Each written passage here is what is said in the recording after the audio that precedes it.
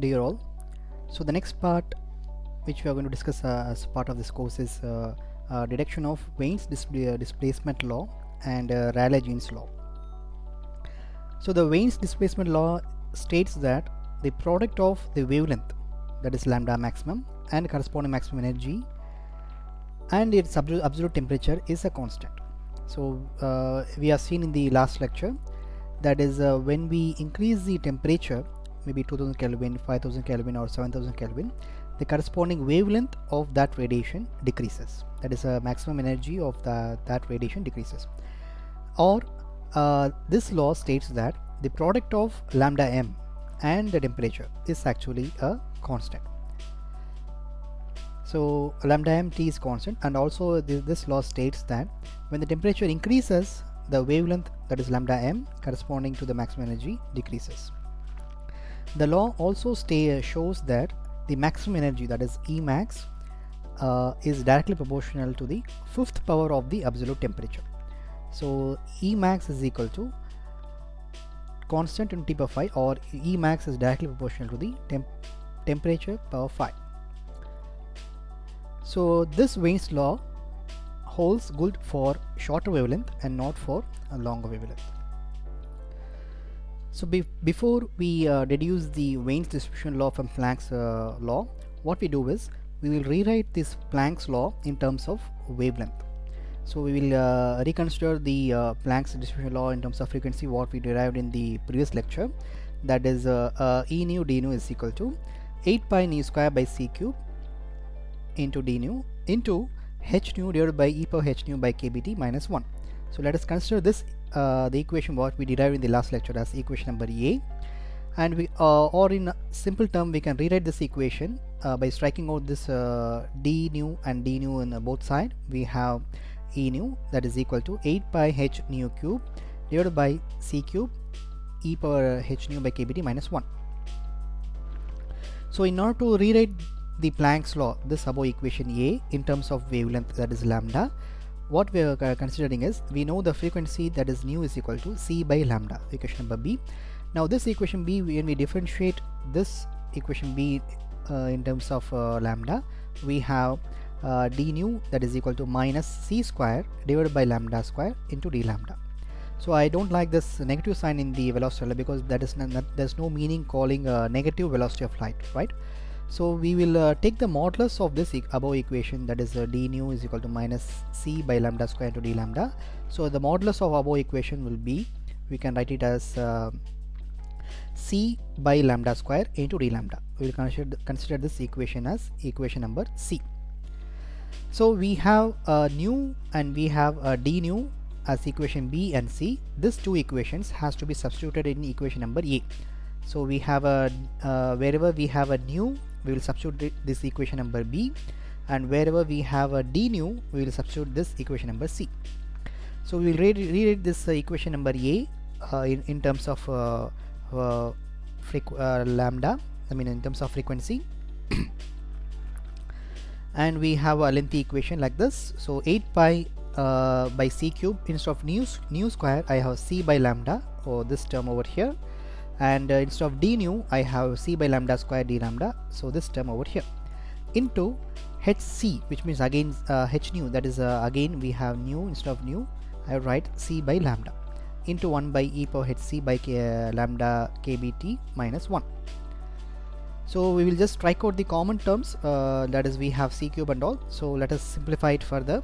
So I have 8 pi by c cube into c cube divided by lambda power 4 d lambda into hc by lambda. I will write it as such into the bracket term within the bracket.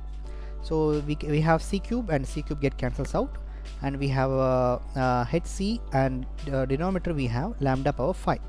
So we can rewrite this equation as 8 pi hc divided by lambda power 5 into 1 by e power hc by lambda kBt minus 1. So this equation D is actually the Planck's radiation law in terms of wavelength. So we have by this derivation part, we have simply derived, or we have just rewritten the Planck's radiation law in terms of frequency in terms of wavelength, that is E lambda. So now our next goal is using this equation number D, we are going to deduce the Wien's displacement law. So we have seen the equation D, that is E lambda is equal to 8 pi hc by lambda power 5 into 1 by e power hc by lambda kbt minus 1. So using this equation, that is Planck's law, we are going to deduce the Wien's displacement law. So for this case, what we consider is, as we have seen in the beginning of this lecture, this Wien's distribution law remains good only for shorter wavelength, that is lambda is small. So in that case, when the lambda is very small, this denominator term will be greater than 1, correct? So E hc divided by lambda kbt will be greater than 1. So equation D, we can rewrite this term, equation D, neglecting the 1 term in equation D. So we have E lambda is equal to 8 pi hc divided by lambda 5 into 1 by E hc divided by lambda kbt. So we have just neglected the minus 1 term in the updated term. So we will rewrite this term, we will exclude the brackets, and we will rewrite this term as 8 pi hc divided by lambda 5 into e power hc divided by lambda kbt.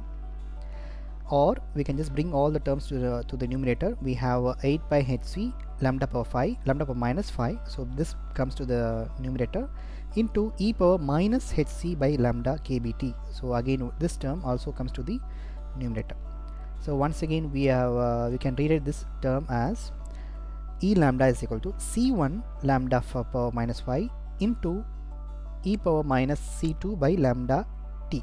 So this will be equation number E, where C1 and C2 is constant. So this is actually the Wien's displacement law, where C is given as this term, that is 8 pi hc, that is C1, that is constant 1 term, and we have hc by kb, that is a constant number 2, that is C2. And this equation number E, we can rewrite it as E lambda which is directly proportional to lambda power minus 5. So we have this, all of the terms will be kept constant, and from this equation number E, we can get that E lambda is directly proportional to lambda power minus 5. Or since lambda and temperature, wavelength and temperature is inversely proportional, we can rewrite this term as E lambda is directly proportional to T power 5, which means since the lambda and temperature is inversely proportional. So that's it, we have reached the Wien's displacement law, that is energy in terms of wavelength is directly proportional to the temperature T power 5. So thus we have detected the Wien's displacement law from the Planck's law of radiation. So the next part is actually to deduce the Rayleigh-Jeans law from the Planck's theory of radiation. So the Rayleigh-Jeans law states that is actually in we call it as an approximation to the spectral radiance. So already we have derived the E lambda relations using Planck's law. This Rayleigh-Jeans law is actually an approximation to the what already been derived. So we will show a form of graphical representation which compares the Rayleigh-Jeans law with Wien approximation and Planck's law. So we can see how it has been approximated to the already derived the Planck's law and Wien's law. So it is an approximation to the spectral radiance of the electromagnetic radiation as a function of wavelength from a black body at a given temperature through classical arguments. So the equation is given as E lambda is equal to 8 pi kb, that is Boltzmann constant, temperature divided by lambda power 4, where Boltzmann constant is kb, T is temperature, and lambda is wavelength. However, this Rayleigh-Jeans law holds good only for longer wavelength and not for shorter wavelength. So now we will deduce the Rayleigh-Jeans law from the Planck's law. We have already derived the equation E, that is a Planck's law in terms of wavelength. E lambda is equal to 8 pi hc divided by lambda power 5 into 1 by e power hc by lambda kbt minus 1, that is equation number D. Now we are going to reduce the Rayleigh-Jeans law from this equation number D.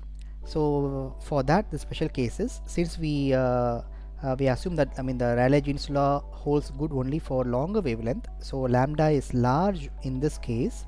So if lambda is large, we should know we cannot neglect the -1 term over here. So we this e power hc by lambda by kbt, we can write it as e power hc by lambda kbt is equal to 1 plus hc by lambda kbt plus half into hc by lambda kbt the whole square. This is actually written in the form based on geometric series, that is e power x. You all know that e power x is equal to 1 plus x plus half x square and keeps on going. So we based on this geometric series, this equation has been rewritten. Now let us neglect the higher order term, that is a half in the exponential term to the raised power 2. We will neglect that term, and we can rewrite this above term as e power hc by lambda kbt is equal to 1 plus hc divided by lambda kbt. So we have now in the next step is we have to substitute this equation number 1 in equation number D, that is to deduce the Rayleigh-Jeans law. So we have E lambda is equal to 8 pi hc divided by lambda power 5 into the, we will rewrite this term within the bracket. So 1 plus hc by lambda kbt minus 1. So this minus term, we'll write it over here. That's it. We will simplify this equation, and that gives you the Rayleigh-Jeans law, which means, so we can strike out the common terms, that is minus 1 and plus 1 we can strike it out, and lambda power 5 and lambda we can strike it out, and hc divided by hc you can strike it out, and we can rewrite this term as spectral radiance E lambda is equal to 8 pi kbt divided by lambda power 4, and that gives you the Rayleigh-Jeans law, which we have deduced from the Planck's law of radiation.